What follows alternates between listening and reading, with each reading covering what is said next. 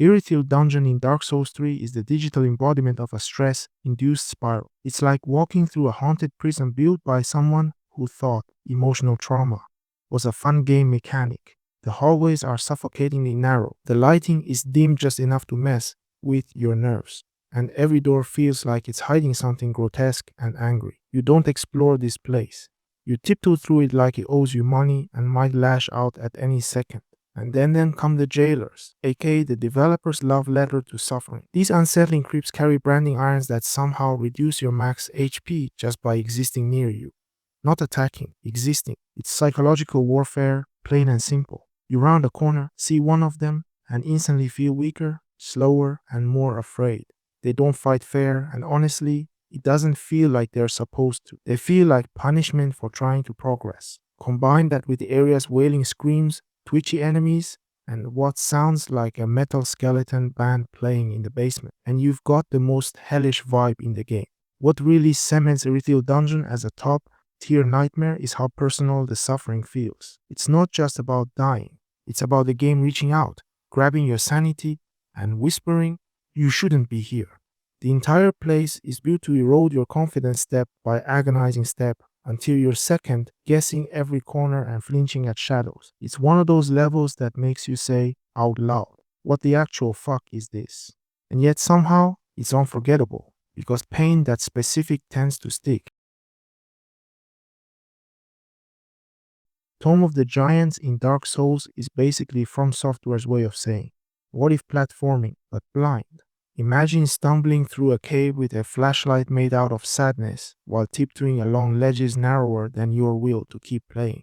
There's no light, no safety railings, and definitely no pity. Every step feels like a dare, and half the time, gravity wins. It's not even a level, it's a trust fall with Satan. Then you meet the welcoming committee, 15-foot tall skeletons that swing tree trunks and have the decency to wait until you're a second away from falling off a cliff before they introduce themselves. You don't see them, you just feel their giant bone clubs turning your character into powdered regret. Sure, you could bring a lantern, but if you didn't Google that ahead of time, tough luck. Tomb of the Giants isn't here to help. It's here to ruin your week, and honestly, it does a fantastic job. The gutter in Dark Souls 2 is like Blighttown's broke cousin who lives in a trash pit and thinks showering is a government conspiracy. It's the kind of place that makes you question all your life choices up to that point. You fall into this sludge-soaked abyss and are immediately greeted by pitch-black nothingness, rickety wooden walkways that collapse if you breathe too hard, and enemies who pop out like they've been waiting specifically to ruin your day. You don't explore the gutter. You survive it, barely. Trying to navigate this place is a full-on exercise in masochism. It's a DI horror house built entirely out of splinters, broken ladders, and paint. Torches barely help because everywhere looks the same, and falling off a ledge is just part of the experience at this point. You'll be dodging poison statues, dealing with unkillable bugs, and wondering if the game is actually mad at you. It's not hard in a fun way. It's hard in a "what the fuck is this?" kind of way, where even the platforming feels like next level bullshit designed by someone who was definitely going through something. And the cherry on top is the sheer pointlessness of it all. By the time you reach the bottom, you don't feel triumphant. You feel dirty. Like the game has successfully gaslit you into thinking this was a good use of your time. There's no grand treasure, no major plot revelation. Just more dark, more filth, and a vague sense of regret. The gutter isn't just a low point in the game, it's a low point in your spiritual journey. Black Gulch in Dark Souls 2 is like the game's idea of a bad housewarming gift. It's short, yes, but every step you take feels like a cruel test of your patience and will to live. The path is cramped, barely wide enough for you and your growing sense of regret, and every corner seems to hide poison statues that are just waiting to ruin your day. One wrong move, and you're not just dealing with the usual enemies. You're dealing with a slow and painful death from toxic buildup. It's like the game is saying, yeah, we could make this easier, but where's the fun in that? And let's not forget the giant worms, who are absolutely the worst party guests imaginable. These worms are huge, ugly, and take up so much of the path that you basically have to squeeze by them while dodging poison clouds. Every encounter feels like the worms are playing a game of how can we make your life worse? And the answer is, let's eat up all the space and make every step feel like a bad decision.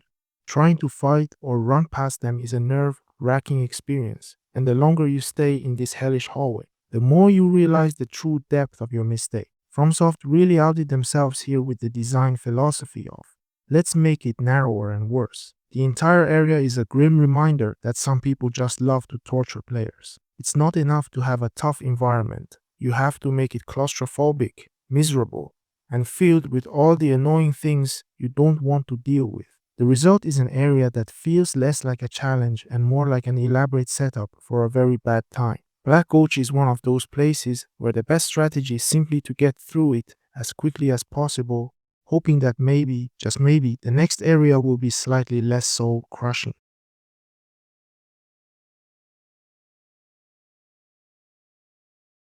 The frigid outskirts in Dark Souls 2 Crown of the Ivory King is the ultimate test of patience, skill, and whether you've ever considered throwing your controller out the window. It's like someone looked at the snow level in every game ever and said, yeah, but let's make it miserable. The blizzards obscure your vision so much that you're basically playing blindfolded, walking into the frigid abyss, hoping that the path ahead isn't a giant drop into nothingness. Meanwhile, ice horses, yes, ice horses, attack you in swarms like some nightmare brought to life from a bad Christmas dream. And don't even get me started on the boss fight. It's a 2v1. You're fighting a pair of assholes in a frozen wasteland with the odds stacked against you harder than a college debt pile. And for some reason, they thought it was a good idea to restrict summoning. You can't even summon safely without being assaulted by ice horses or getting lost in the blizzard. It's like the game wants you to suffer. No, not just suffer. Thrive in your suffering. You spend more time stumbling through snowdrifts, trying to find where the fuck you're going, than actually fighting enemies. The few moments of clear sight feel like a gift from the gods, but then, just as you're about to breathe, another snowstorm rolls in, taking away any sense of hope. The area feels like a cruel joke. You're freezing, you're lost, and it seems like the game is just kicking you while you're down. There's no mercy here. Every turn is just another reason to question why you thought it was a good idea to go through this. It's one of those places where the code doesn't just freeze your character, it freezes your soul. Like this is the kind of place where even the sun would want to take the day off. And then there's the fact that this place was designed with about as much thought as a toddler picking their favorite crayon. They weren't thinking about anything. They just threw a bunch of ice and enemies together and hoped for the best.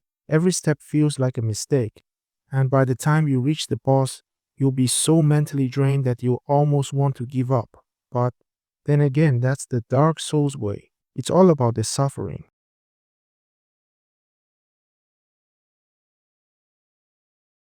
Blighttown in Dark Souls is what happens when a developer decides, let's take everything annoying about platforming and poison and combine them into one soul crushing experience. From the second you step foot into this swampy disaster, you're greeted by toxic water, collapsing wooden structures, and a camera that betrays you at every turn. It's like the game is saying, oh, you thought you were ready. Let's make sure you're not. The ladders feel like they're held together with duct tape and regret.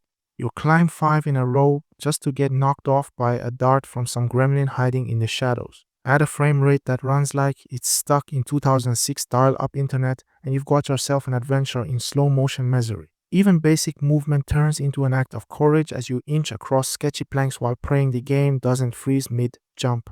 The enemies don't help either. Toxic dart shooters, club-wielding maniacs, and giant mosquitoes tag team you with no mercy. Everything is either trying to shove you into the poison below or keep you in it long enough to die. There's no breathing room, no rhythm, just constant stress. You'll think you've finally reached safety, only to get hit by a dog that teleports out of the floorboards. And yet, Blighttown is unforgettable.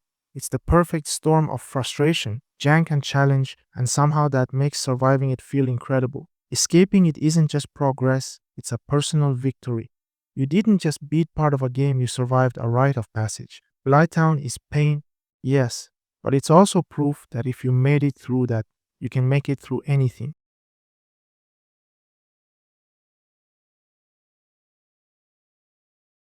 Lake of Rot in Elden Ring is the kind of place that makes you pause and reconsider your life choices, all while knee deep in radioactive Kool-Aid. It's not just red, it's aggressively red, like the swamp itself is mad at you. Every step you take poisons you a little more, slowly draining your will to live while you try to roll around like a confused beetle in a puddle of suffering. It's not a challenge, it's a punishment with weather effects. The enemies are somehow worse. Giant centipede freaks skitter around like they've been waiting all day just to ruin yours. You're already melting in rot, and now you've got this oversized bug doing gymnastics straight into your face. You try to fight back, but everything's slow, your healing's drained, and the game just shrugs and says, figure it out. It's not even fair, it's like FromSoft turned the concept of fun into a dare. The real kicker is that you keep going through it anyway. You know it sucks. You know it's pure, unfiltered fuckery. And still you're dragging your sorry self across the rot like it's totally normal. That's what makes Lake of Rot such legendary bullshit. It doesn't hide its hate, it bathes in it. And if you survive it, you don't feel proud. You feel lucky to still have your sanity intact. Iron Passage in Dark Souls 2 feels like a boiling rage trap designed to break your spirit in under 5 minutes. It's a claustrophobic tunnel stuffed with high damage enemies, non-stop ambushes, and spellcasters who never shut up. There's no room to move, no time to breathe, just pure chaos shoved down your throat. You're forced to fight tooth and nail through narrow corridors where one wrong dodge sends you straight into a wall of pain. It's not challenging in a satisfying way. It's aggravating on a molecular level. And the cherry on this rage sundae is the blue smelter demon at the end. You finally crawl through the mess, burnt and battered, and the game rewards you with a boss fight that feels like it was ripped straight from a bad dream. He hits like a truck, sets his sword on fire, and punishes you for daring to exist. Every death sends you back through the same brutal path, making each attempt more exhausting than the last. It's not difficulty, it's fuck this bullshit in hallway form. If you survived all this shit, then congratulations, you've officially earned your place in the Soulsborne Hall of Fame for punishing self-discipline. Blighttown, Frigid Outskirts, and all the other hellholes we've covered are enough to break anyone's spirit, but you made it through, probably with a little rage and a lot of dead characters. If you enjoyed the pains, or at least enjoyed watching others suffer through it, like the video, leave a comment about your worst Soulsborne experience, and subscribe to the channel for more pain-filled content.